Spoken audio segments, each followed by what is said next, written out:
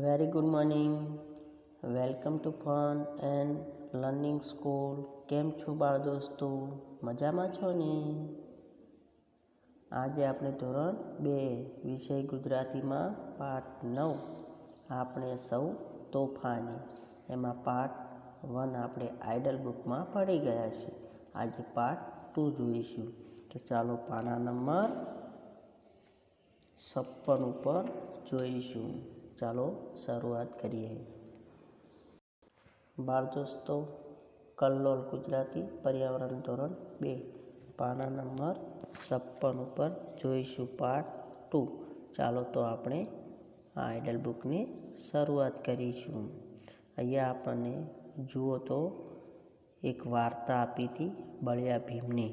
તો બળિયો ભીમ તેની વાર્તા અહીંયા કોષ્ટકની અંદર આપણે જોઈ શકીએ છીએ. જો અહીંયા સરસ મજાનું એક પિક્ચર આપેલું છે. આ પિક્ચરની અંદર શું છે? બળિયો ભીમ એટલે ભારે ભીમ. જો અહીંયા ઝાડ ઉપર કેટલાક કૌરવો ચડી રહ્યા છે અને શું થાય છે? આંબલી પીંપળીની રમત રમી રહ્યા છે. આપણે વાર્તા જોઈએ હતી ને, પાઠ્યપુસ્તકમાં આપણે વાર્તા જોઈ હતી બળિયા ભીમની.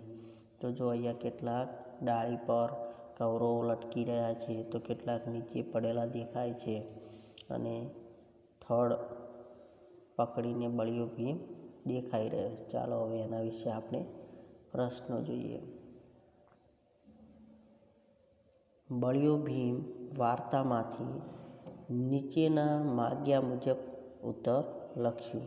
નીચેના પ્રશ્નોના ઉત્તર માટે સાચો વિકલ્પ પસંદ કરી ખરાની નિશાની કરીશું. પ્રશ્ન 1. હસ્તિનાપુરના કેટલા રાજકુમારો રહેતા હતા? તો કેટલા રહેતા હતા?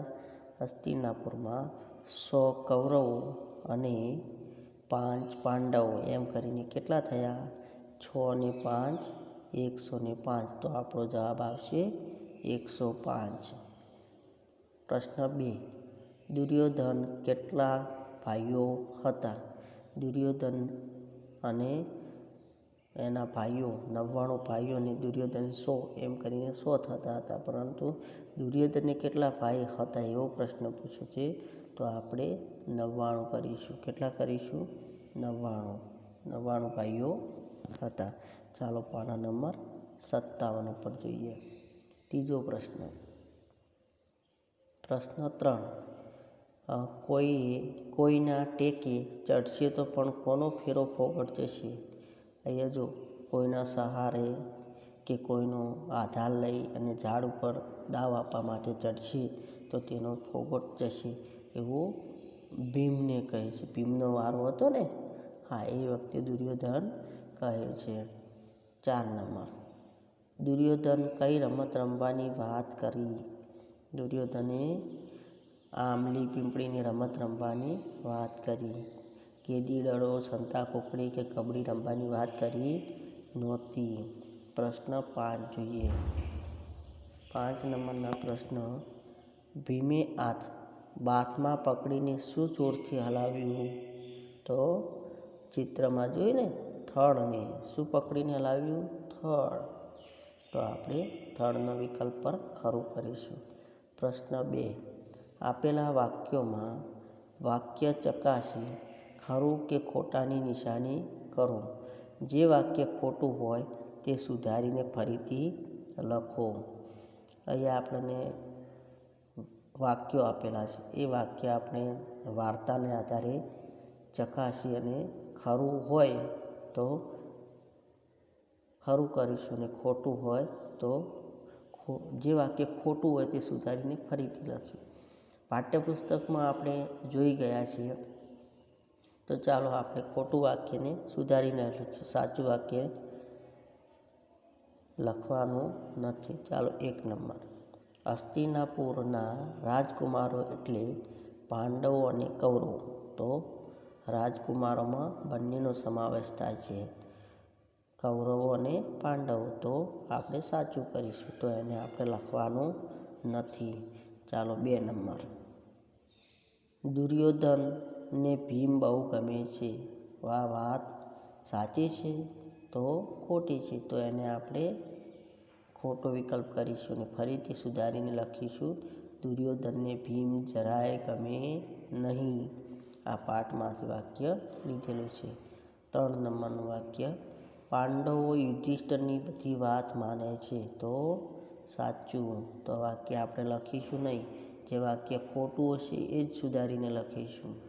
4 નંબર, ભીમ ઝાડની ડાળી પર પગ મૂકશે તો ડાળી સાથે નીચે જશે તો સાચી વાત છે. ભીમ ઝાડની ડાળી પર પગ મૂકશે તો ડાળી સાથે નીચે જશે, કારણ કે તેનું ભારે કાયા છે અને તે એના હાથી જેવા પગ છે, તો તે ડાળી તૂટી જશે વજનના ભારથી એના.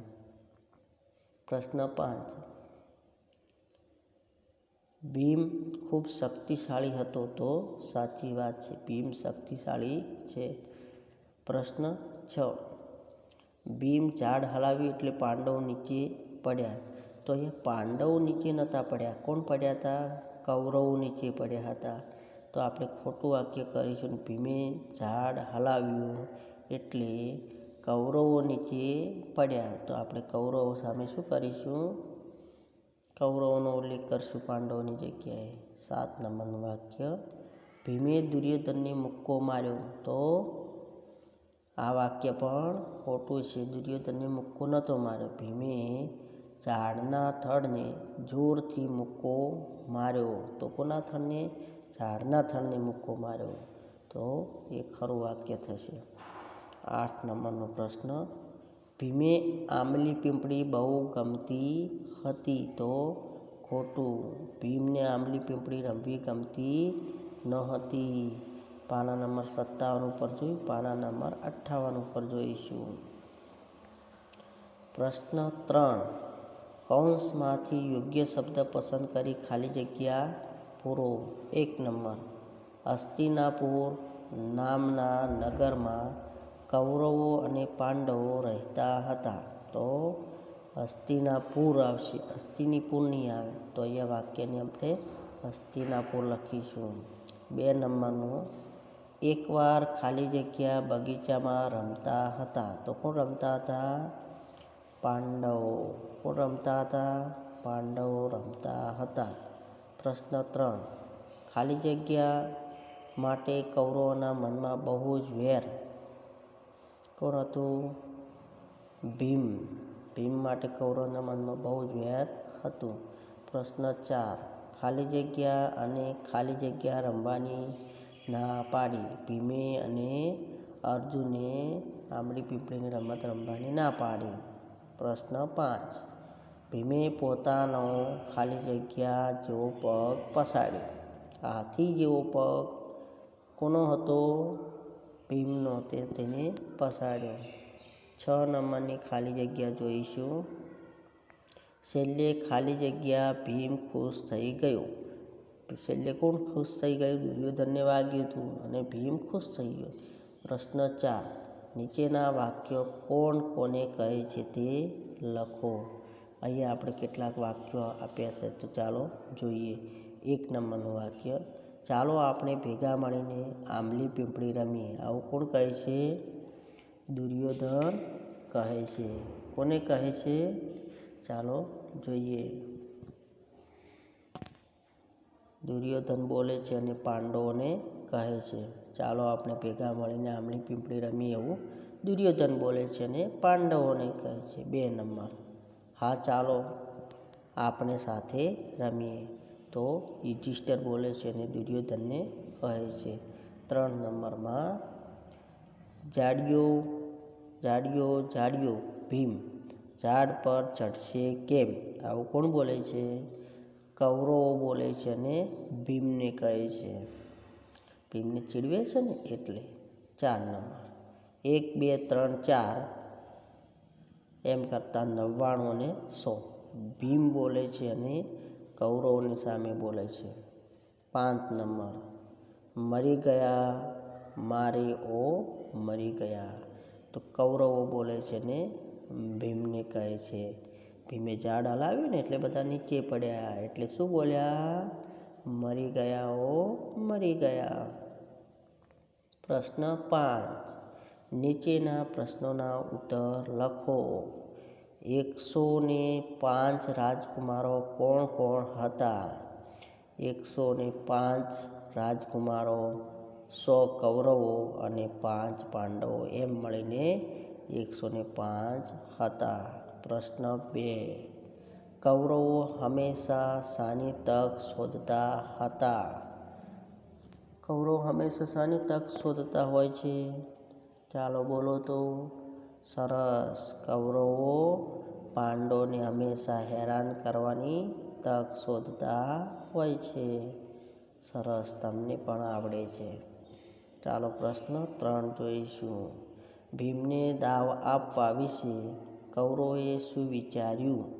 ભીમને દાવ આપવા વિશે કૌરવોએ વિચાર્યું કે ભીમ ઝાડિયો છે એટલે ઝાડ પર ચડી જ નહીં શકે. આપણે ઝાડ પર ચઢી રહીશું અને મજા આવશે. ભીમ ક્યારે આપણને દાવ આપી શકશે નહીં, કેમ કે ભીમ તો ભારે કાયા છે અને ભીમ આપણને દાવ આપી શકશે નહીં. તો બાળ દોસ્તો, આજે આપણે સૌ તોફાની એમાં પાર્ટ 2 આઇડલ બુકમાં ભણ્યા. તો આજે આપણે આઇડલ બુકમાં જે આપણી આઇડલ બુક છે ને એની અંદર આપણે આજના હોમવર્ક તરીકે આપણી આઇડલ બુકમાં લખીશું. ઓકે, નેક્સ્ટ પાર્ટમાં આપણે મળીશું. Okay, bye bye.